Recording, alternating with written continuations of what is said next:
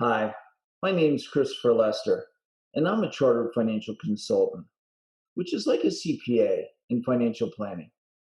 I'm also a retirement income certified planner, as well as a certified college planning specialist. And I'm here in Somerset, New Jersey, and been helping families and folks for almost 30 years. Now, today I'd like to talk to you about amortization and improving your amortization literacy. Let's say that you had some type of debt, and that debt could be in the form of a mortgage, a second mortgage, car payment, or student loan. Debt that has a defined time frame utilizes amortization. So let's say that you had a student loan, and the amount that the person had borrowed was $50,000. And let's say that you were able to negotiate an interest rate of 5.5%. Now, the other key piece of information is what time frame is the lender going to expect you to pay them back? So here's the question we have to ask ourselves. Is this 5.5% really 5.5%? And when we use amortization, the answer is no. So allow me to illustrate that when we have an amortized loan, our early payments are mostly interest and very little principal. Yet over time, we have more going towards principal and less towards interest. And so it's almost like a seesaw effect that is happening, and it's making sure that the lenders get paid up front the amount of interest that they've charged. So let me put some math to this to help you put this in perspective. We know that if we borrow $50,000 and our interest rate is 5.5%, we can take our trusty calculator and we can say $50,000 times a 0.055 equals an annual payment of $2,750. So $2,750, and as I mentioned, is annual. We now have to divide that by 12 to come up with our monthly payment.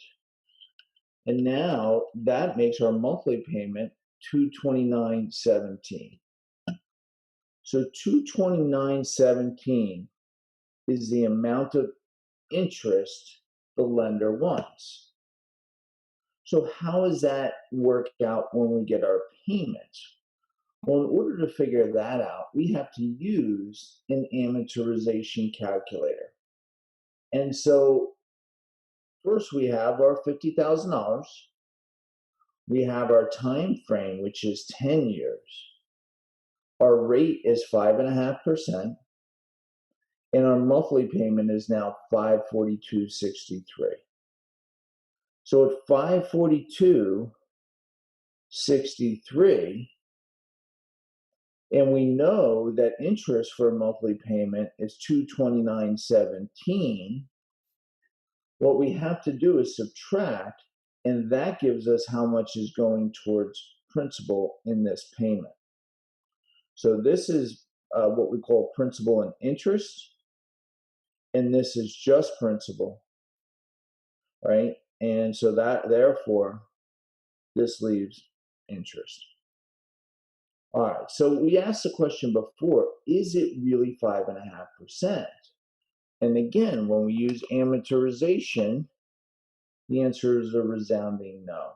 And the way that you figure that out is we take our interest payment of $229.17, and then we then divide that by our payment amount, $542.63, And that has an effective interest rate of 42%.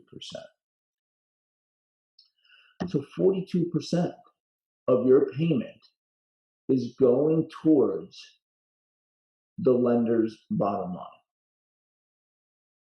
So quite often over the years, I will have folks come into my office or call me on the phone and they'll say, "Hey, Chris, I have some extra money and I'd like to be able to put it somewhere to get a rate of return.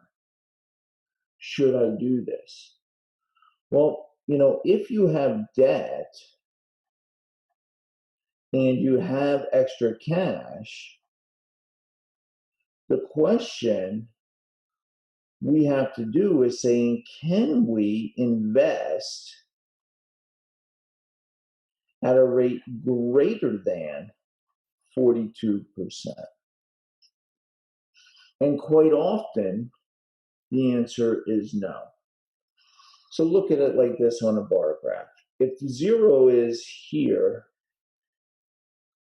and we already know that we're behind the 8 ball with 42% of our payment going elsewhere, even at 5% rate of return on an investment, maybe you got 10% rate of return on an investment, you're still not offsetting the cost of that debt. And that's why in another video, I try and help folks figure out how to become not just debt free, but debt free for life. Check us out on YouTube. Don't keep us a secret and give us a call to see if we can help you become debt free for life. Hope you enjoyed this YouTube video. Again, I'm Christopher Lester, Chartered Financial Consultant, Retirement Income Certified Planner, and Certified College Planner. Hope you have a great day and look forward to hearing from you.